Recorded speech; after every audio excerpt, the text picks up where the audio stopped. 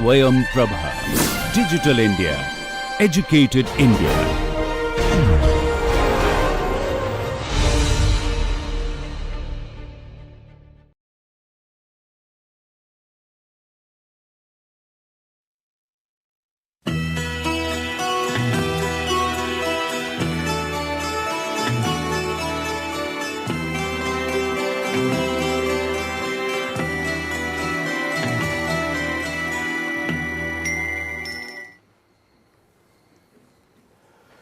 Now, in this case, since z is zeta naught plus r to the power I theta,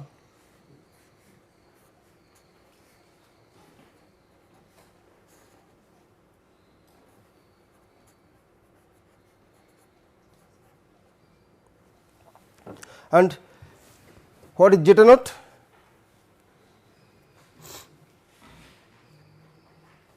What is zeta naught? Minus b epsilon.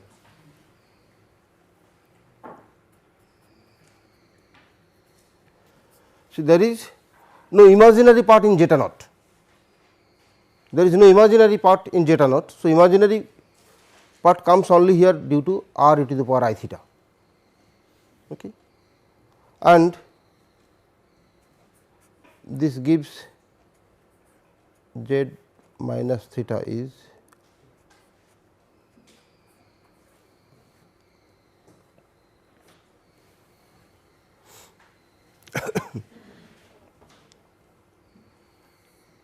and what does it mean? What is the meaning of this?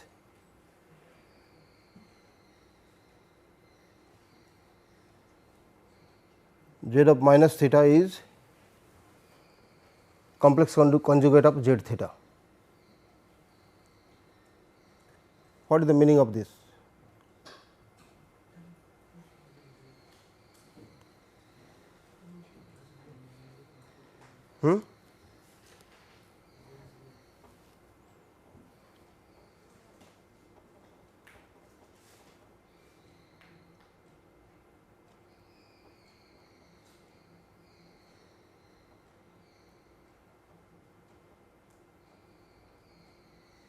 Say consider only a simple case r e to the power I theta.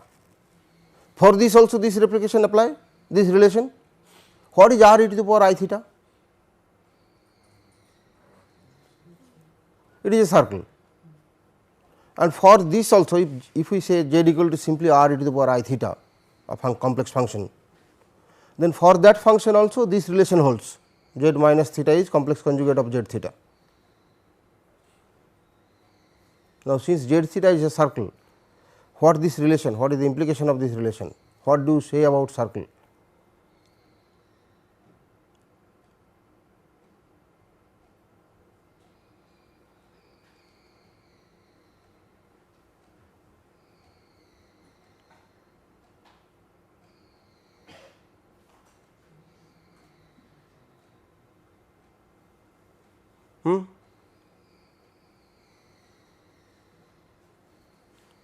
For what type of curve do you expect this relation to hold?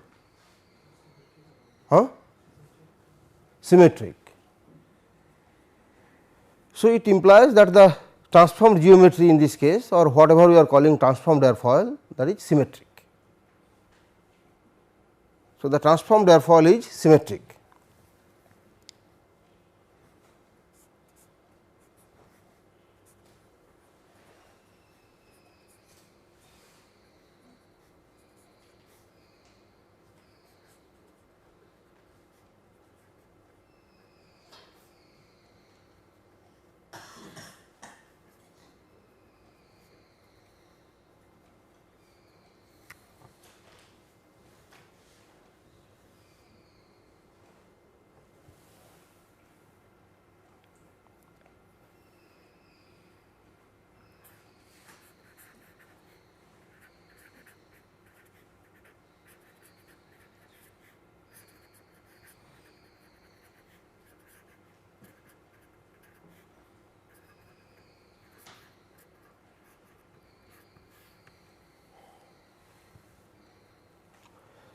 So, in this case what we The geometry is a symmetric Zhukovsky airfoil.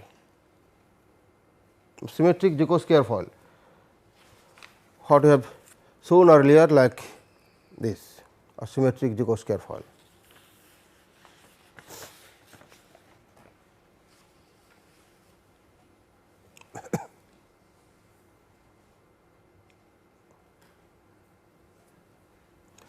See, this also you can very easily see from the approximate relation x equal to 2 b cos theta, y equal to 2 b epsilon 1 minus cos theta sin theta. You can see that for theta and minus theta, the y values are simply plus and minus.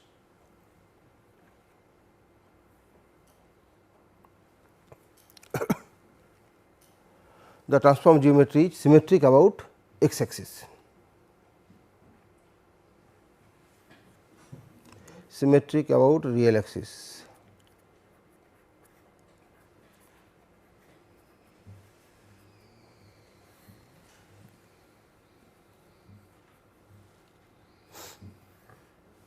How much will be the chord length of this airfoil?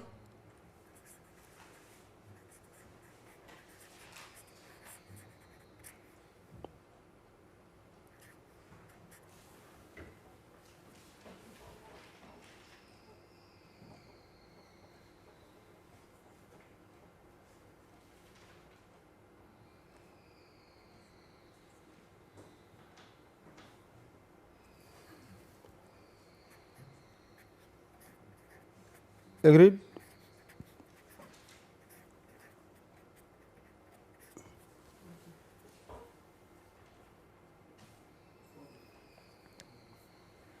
At theta equal to 0, it has only real value. At theta equal to pi also it has only real value, and the difference between the two x coordinates, that is what is the chord length. And how much is it?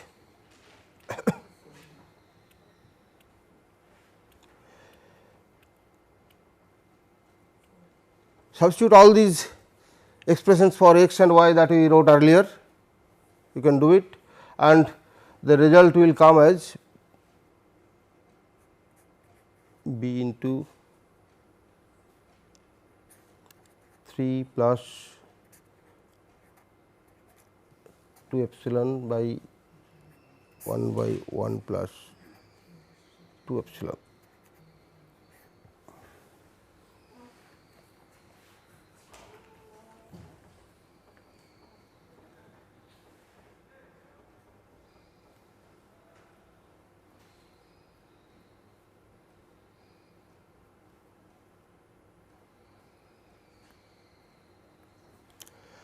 You can expand this in power series or apply your binomial theorem to find these 1 plus 2 epsilon to the power minus 1, and if you do this, this will come as b into 4 plus epsilon square plus still higher order term.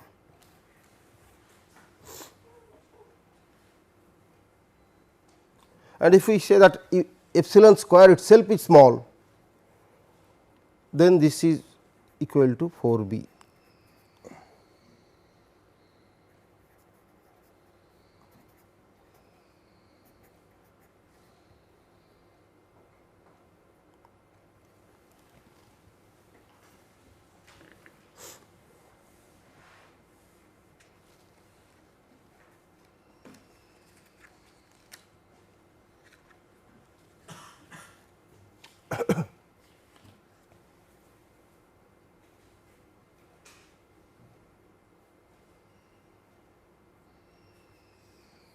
Okay. So, the chord will be 4 b.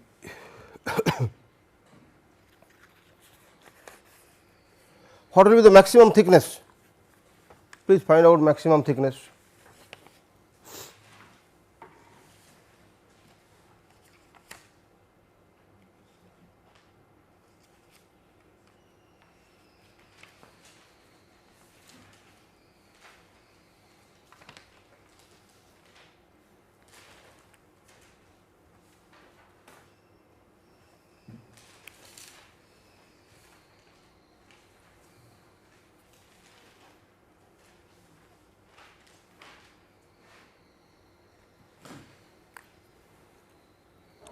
If you want, you can use the approximate relation.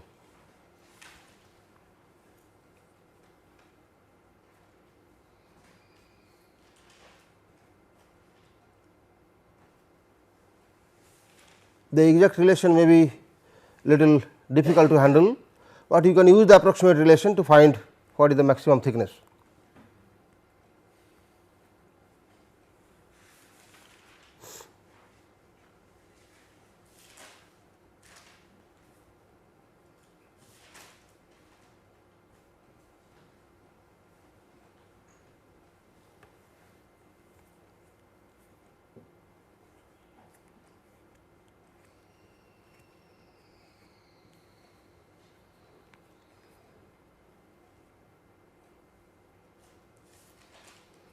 Where it is and how much it is.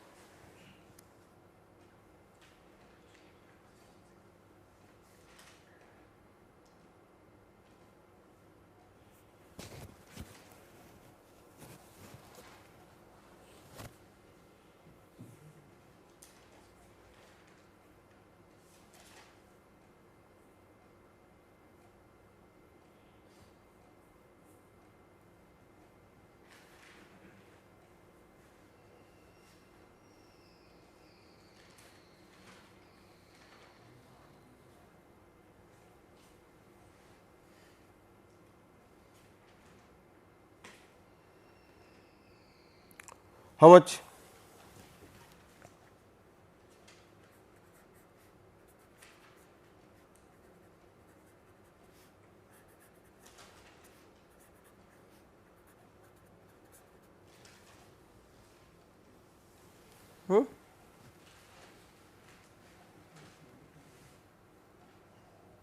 Use that simple relation y equal to 2 b epsilon into 1 minus cos theta sin theta. Use that.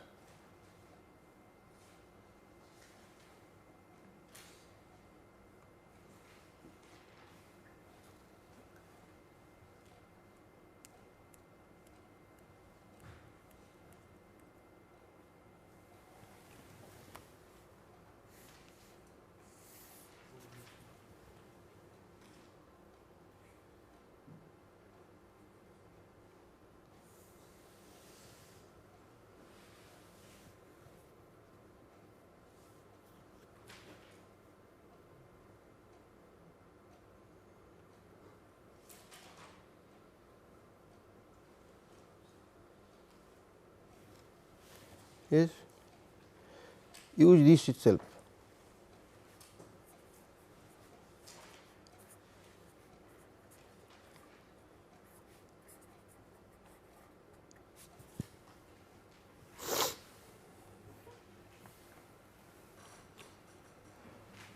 Find simply where is y maximum,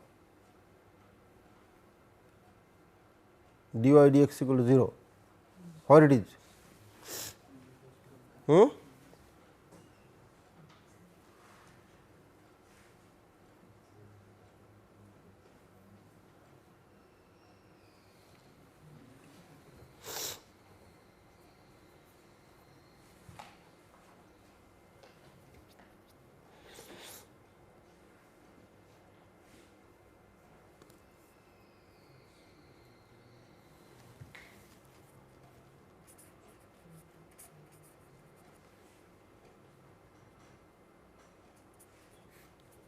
At theta equal to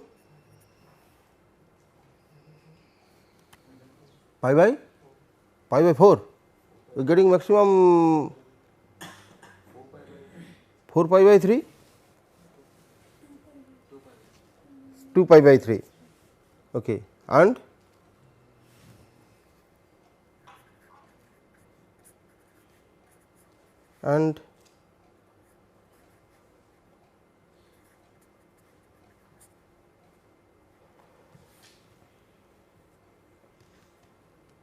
but theta equal to pi will give the minimum at theta equal to pi y 0.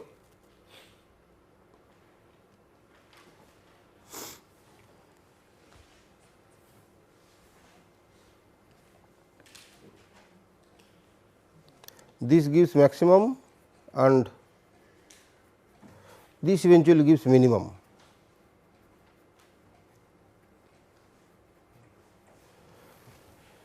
If you want, you can check with second derivative, but by inspection itself we can say that at theta equal to pi y 0,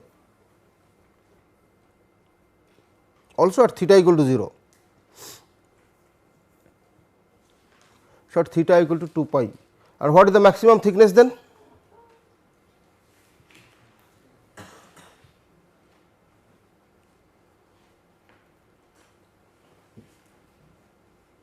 How much is the maximum thickness?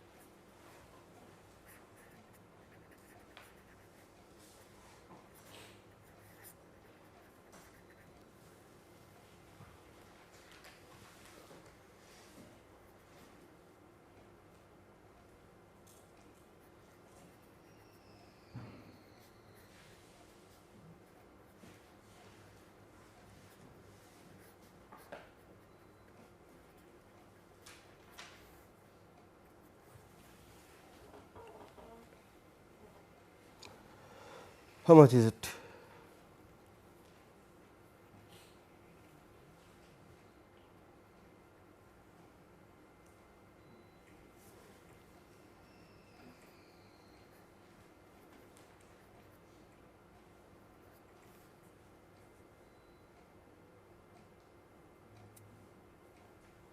Yes.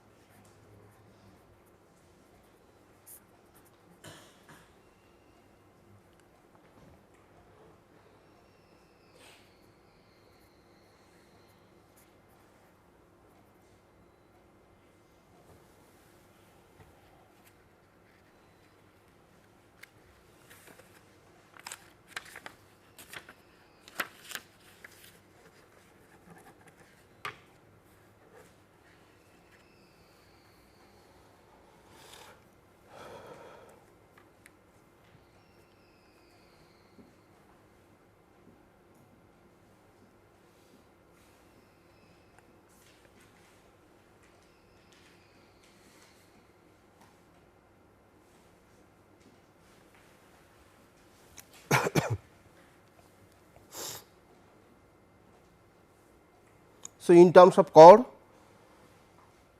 the maximum thickness of this Zhukovsky symmetric airfoil is 3 root 3 by 4 epsilon.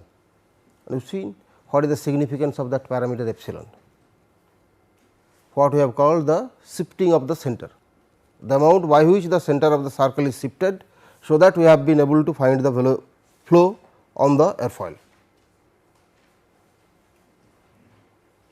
that is related to the thickness of the airfoil. So, if you know how much is the thickness of a Zhukovsky airfoil, you know how much you need to shift the center of the circle.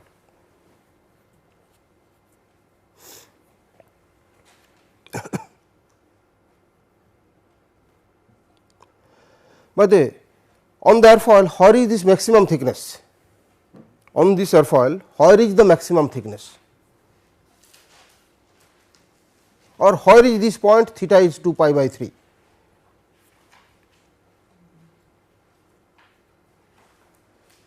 Where is this point theta equal to 2 pi by 3?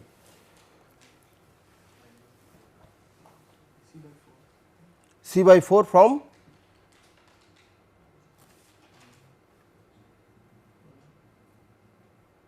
C by 4 from where?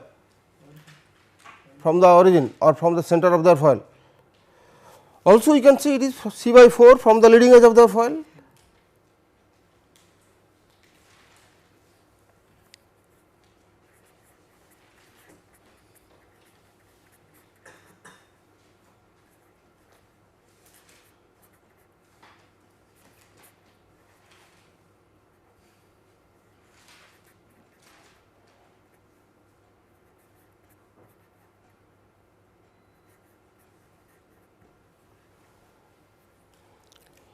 So, the maximum thickness of the Zhukovsky airfoil is at quarter chord from the leading edge.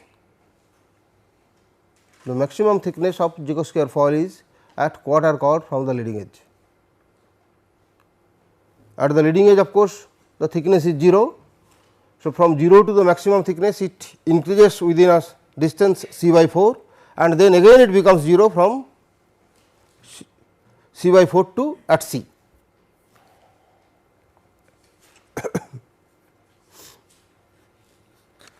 The other parameters like the velocity at different points,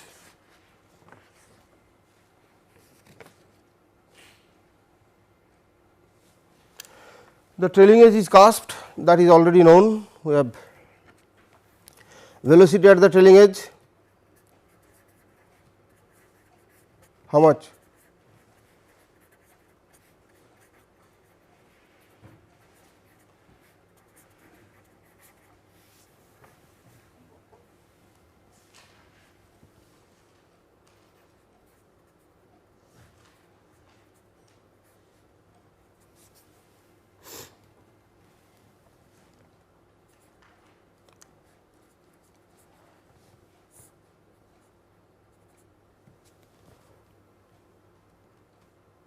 Compared to the flat plate, it is slightly reduced.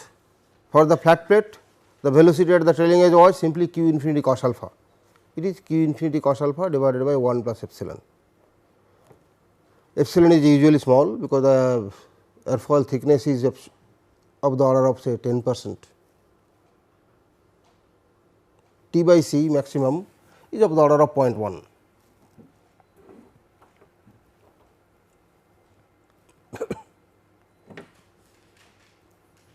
At any other point, of course, you can find using that general formula velocity on the circle divided by dz df. The complex velocity on the circle divided by dz df is the complex velocity on the airfoil. How much the lift coefficient?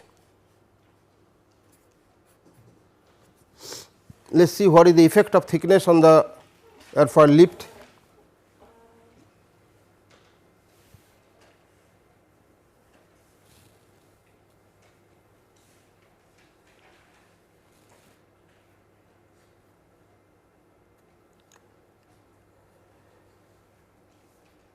H pi a by c sin alpha plus beta, 8 pi a by c sin alpha plus beta.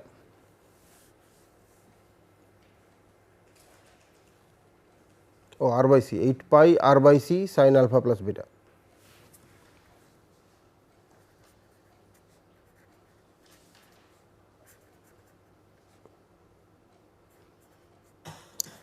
Beta is of course 0. R is how much? B into 1 plus epsilon. R is B into 1 plus epsilon, C is 4 B.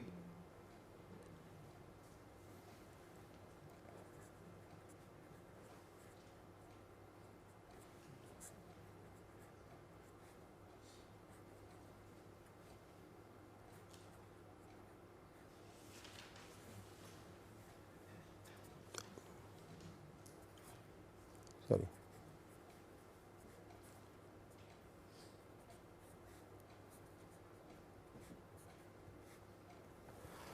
Beta is 0 in this case. So, it is 2 pi into 1 plus epsilon sin alpha.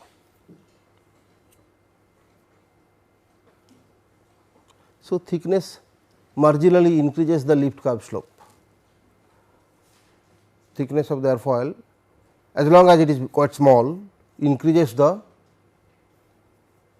lift curve slope marginally.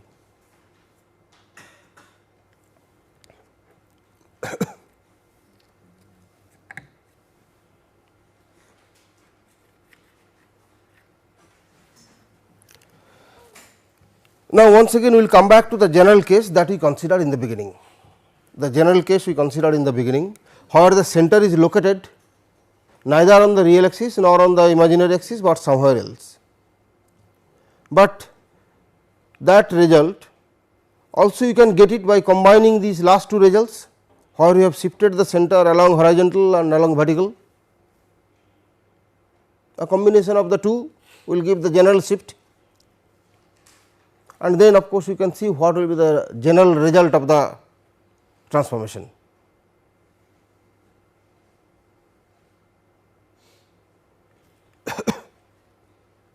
Because of the horizontal shift, we find a symmetric airfoil with certain thickness, certain maximum thickness. Because of the vertical shift, we find no thickness, the airfoil is basically a line, it becomes a line, but it is curved line, shifted with respect to the real axis or shifted with respect to the horizontal axis. See, if now combine these two, that is, if we shift the center both vertically as well as horizontally, what is the shape we are likely to get?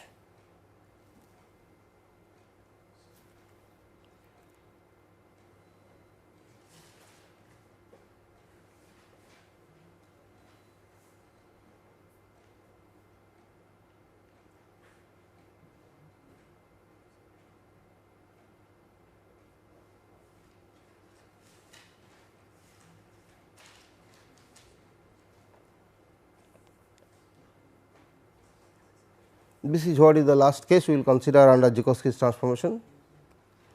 Eventually, we have considered this in the beginning itself.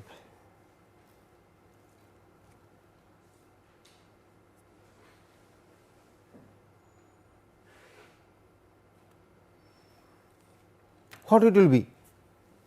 Will it be a symmetric geometry? No. The symmetric geometry is available only when the center is lying on the real axis. As long as the center is lying on the real axis, the transform geometry is symmetric. Whether it is center and coincides with the origin or center is away from the origin, but if it is on the real axis, then we get a symmetric airfoil, symmetric geometry. If the center is shifted vertically also, we see that we have got something curved, which is called a camber line. So, when we shift both, what we will get is a cambered airfoil which is no longer symmetric about its chord, rather it is symmetric with respect to that mean line or camber line.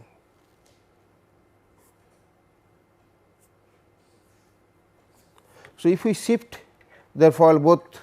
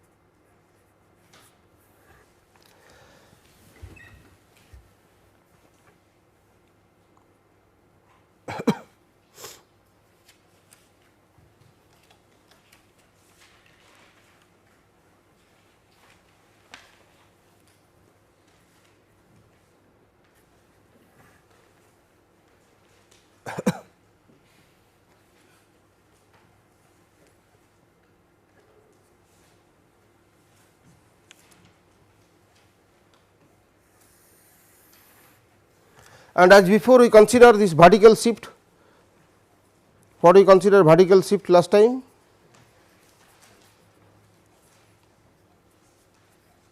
M equal to r sin beta and which is approximately r beta, and horizontal shift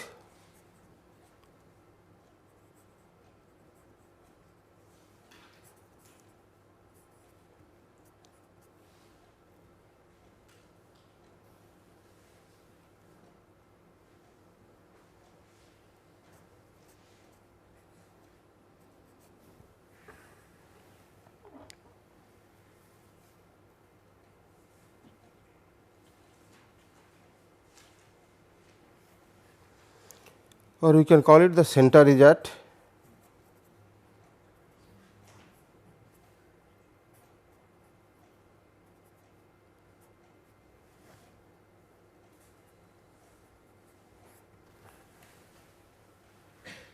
the center is at minus B epsilon plus I m, that is the location of the center.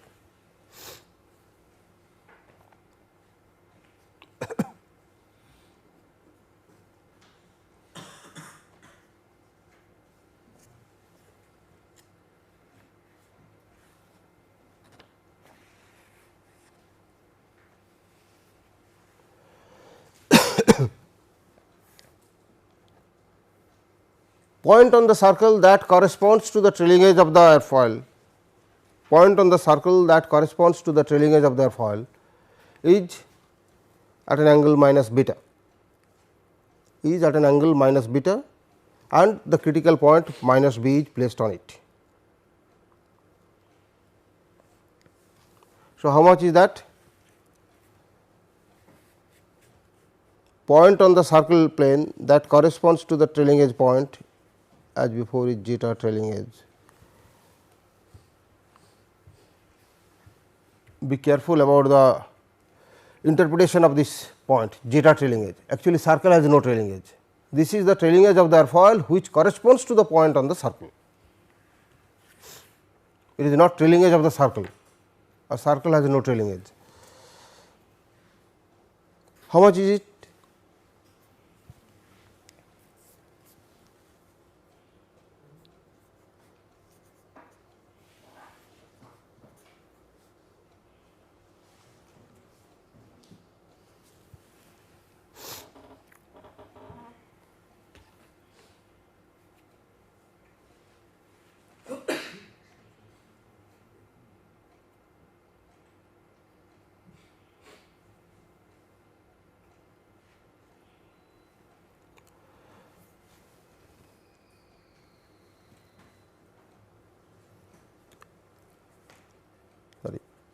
R cos beta minus B epsilon, isn't it?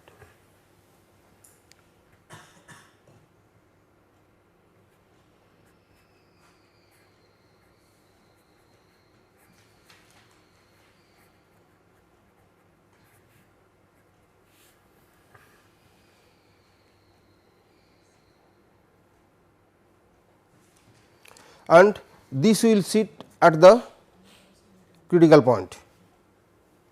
This is what is our requirement.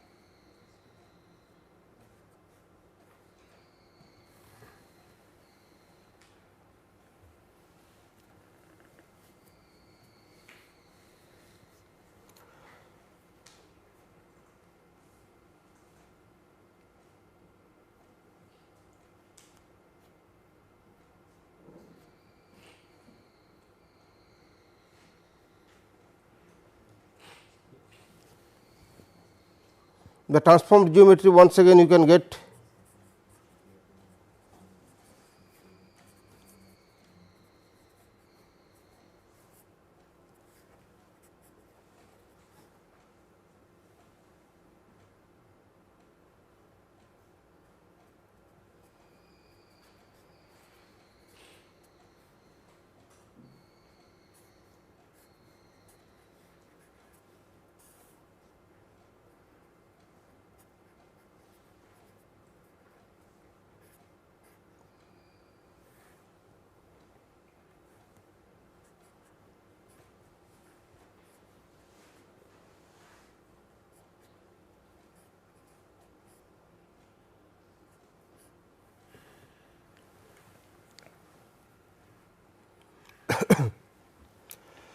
since zeta naught itself contain imaginary quantity, in this case this relation will not be satisfied, or the geometry will not be symmetric about the real axis or x axis.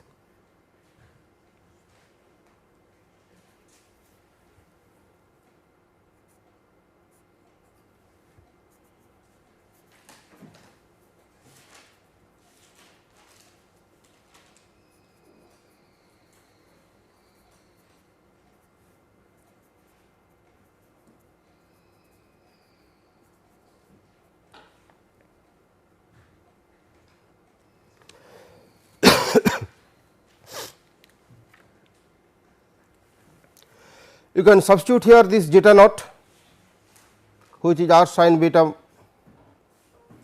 minus m, or m minus r sin beta,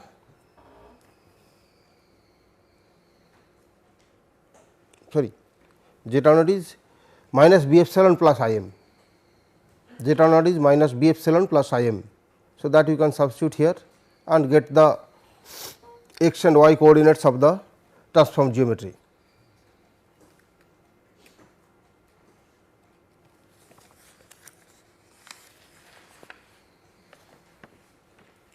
However, if we consider very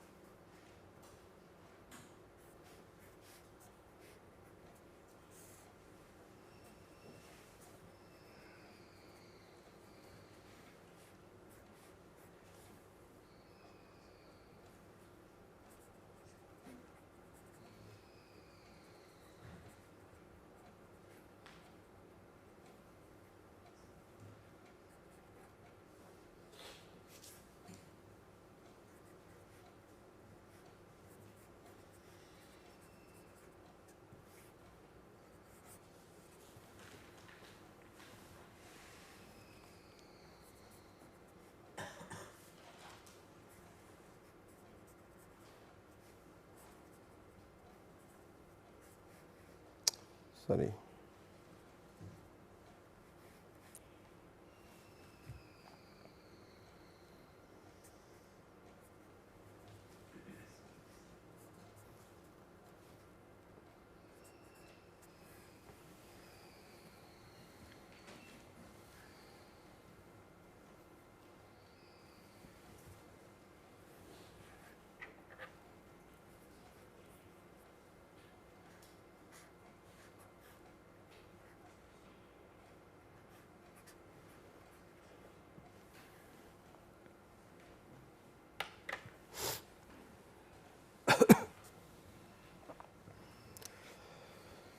Looking to the earlier case, for the symmetric airfoil case, we see that the x has remained the same, meaning the chord length has remained the same.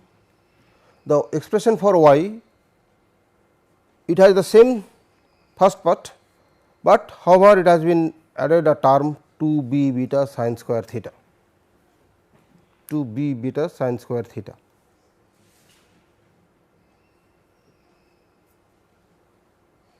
Which is positive always.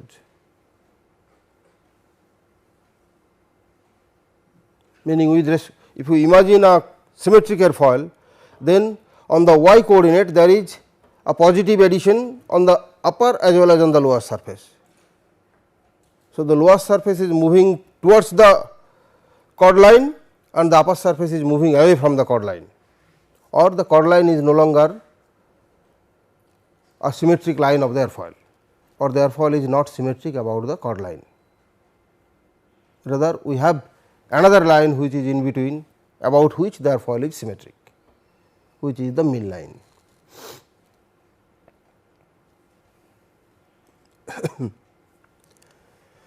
The thickness of this airfoil can be obtained as thickness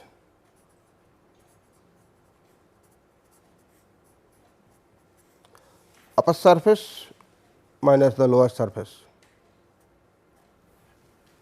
Upper surface is for theta equal to 0 to pi, the lower surface is from pi to 2 pi.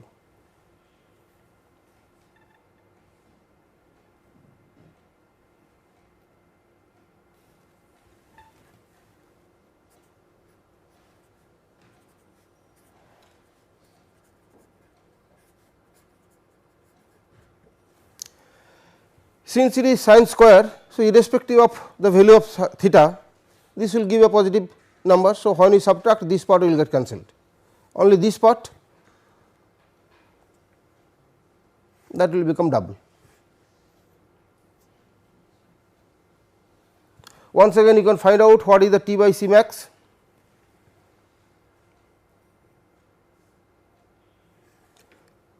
T by C is this,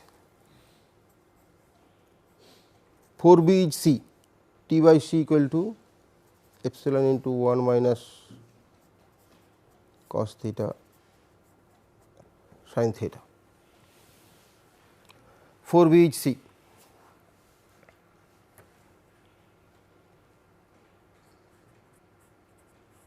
And you need not do it again, we have already done it, you can take that result from there. T by C max is 3 root 3 by 4 epsilon at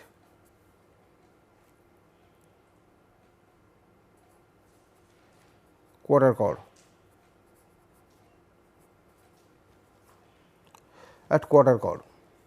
which is C by 4 from the leading edge.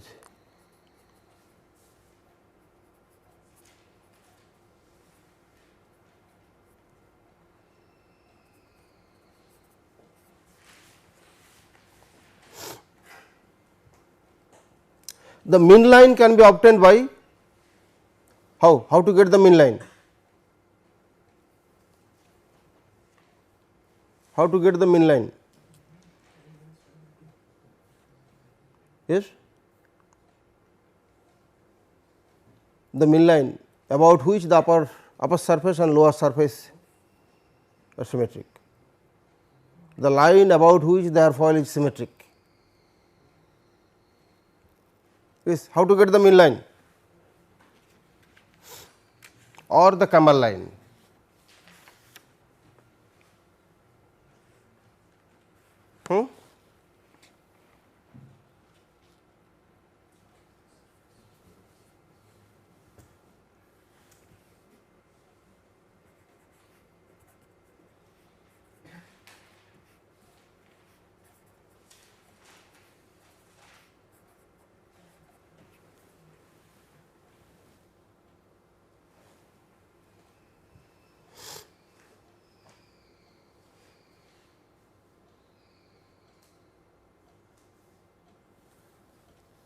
We will for the time being call it say mean line or camber line, say y c, camber line y c is how much?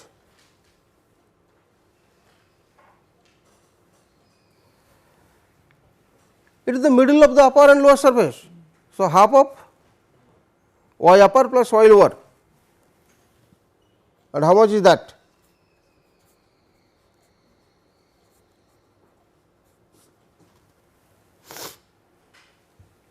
How much it is?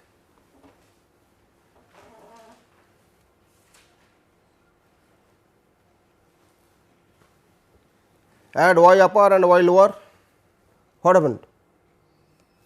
The first term gets cancelled,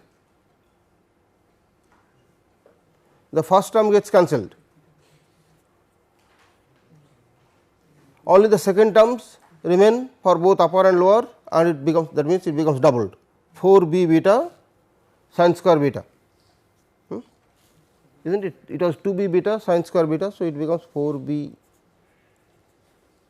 beta sin square beta. Okay.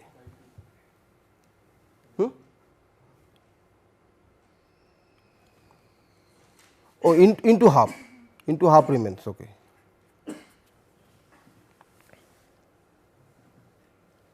Four b is again C, So, we can even write it as C by 2. Okay. Since our interest is always by C, so this.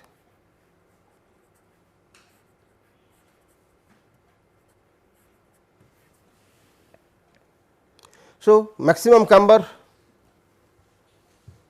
or what actually call camber, maximum camber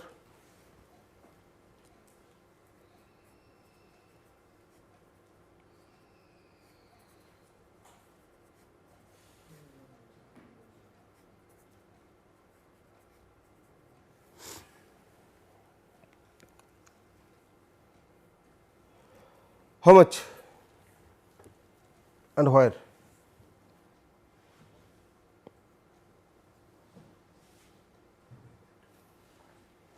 Oh, this is not sin square beta, this is sin square theta, no? This is not sin square beta, sin square theta.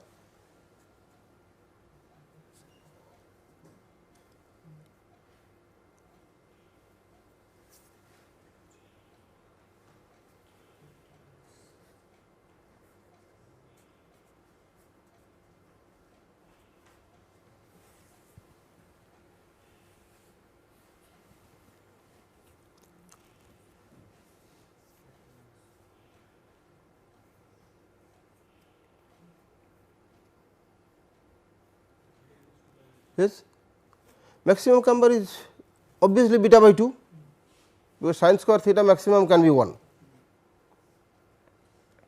and where it is at theta equal to pi by 2, and where is that on the airfoil?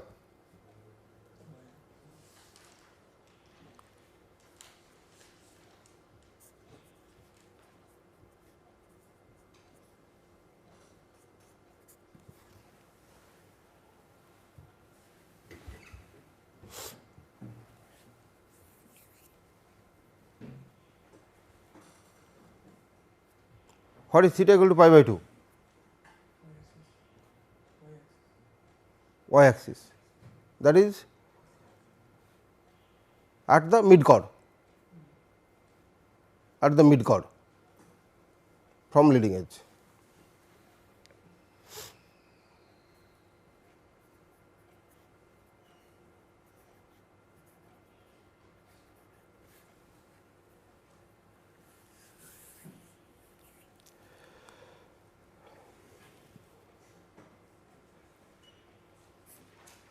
Usually is given in terms of percentage camber. So, percentage camber is beta by 2 into 100%.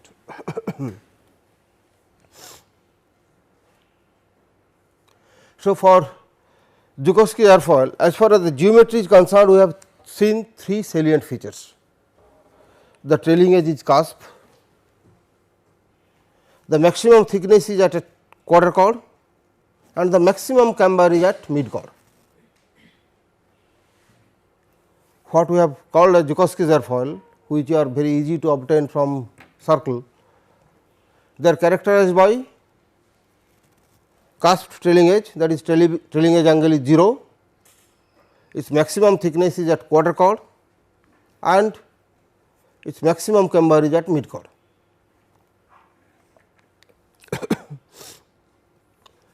These are of course not very good characteristics for a real airfoil.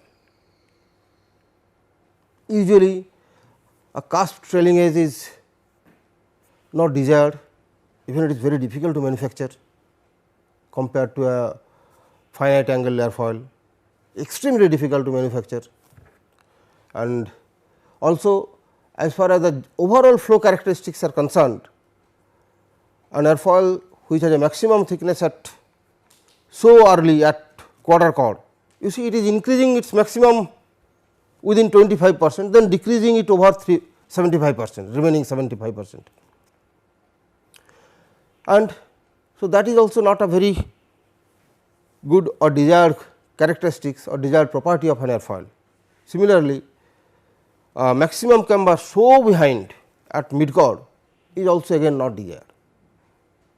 Usually the airfoils would like to have all these things at around something near about 35 to 40% in that area. Maximum thickness is not at 25%, rather 35 to 40%.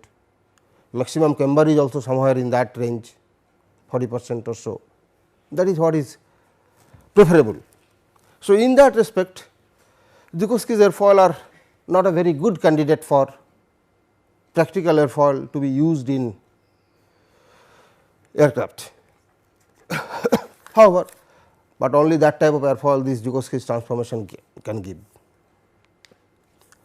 There are some other type of transformation, I mean rather there are many transformations which can give airfoil which are more suitable. I mean having trailing edge angle non-zero, having thickness somewhere little behind, or having camber little ahead. Even you can construct transformation where you can have many parameters by which you can fix all these as much as you want. I mean you can take those as parameter, like I want the maximum thickness to be at 35%, I want the maximum camber to be at 38%, I want the trailing edge angle to be 2 degree. All these things can also be specified. Of course, the transformation become complex. However, you remember that Zhukovsky's transformation, the simplest transformation, but not the only transformation. There are many other transformations which can be used, and we can get different type of geometry or any type of geometry that we want. Of course, as your requirements becomes more stringent, the transformation also becomes more complex. However, as you have already mentioned that this Zhukovsky's transformation or any this complex transformation, which is a very good technique to find flow very easily, is restricted only to 2 dimensional flow. You cannot extend it to 3 dimension. So, for other practical purposes also you must need to look into some different type of approaches, which are valid say for 2 dimensional any given type of airfoil to any 3 dimensional shape. So, there are many such methods, and some of those methods we will be covering at different stages of this course, may not be in this particular course, but its continuation courses. What would like to point out one more thing, that we have seen that in all these theory, whether we use this Zhukovsky's transformation or any other complex transformation or any other complex method which can solve the flow for any given geometry, the result that we are going to get will always be lift an acceptable or realistic value, drag 0. That is true, as long as we are restricted to that equation Laplacian phi equal to 0, the drag force that we are going to get is 0. No matter whatever complex method or whatever sophisticated method that we try to solve it, we are not going to get drag equal to 0, unless we bring in something else. So, what we would be rather doing, we will try to do a little bit, of course, again we will leave something of that also for a later course, that is what is the technique by which we can get something of the drag also. This gives a lift which is quite acceptable,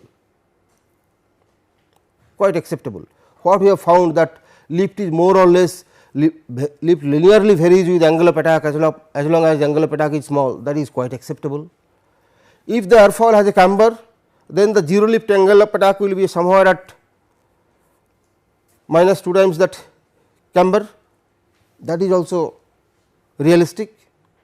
Even that lift coefficient CL equal to 2 pi into 1 plus epsilon sin alpha plus beta, or 2 pi into 1 plus epsilon alpha plus beta for the general case, that is also realistic. It gives a very good approximation of the lift coefficient. So, as far as lift is concerned, we are satisfied more or less that okay, whatever we wanted we are getting good lift.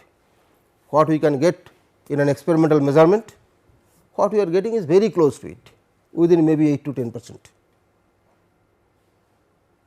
and the lift coefficient for airfoil or wing type of geometry is rather high, and so within 8 to 10% of this is quite all right, but the drag coefficient is always 0.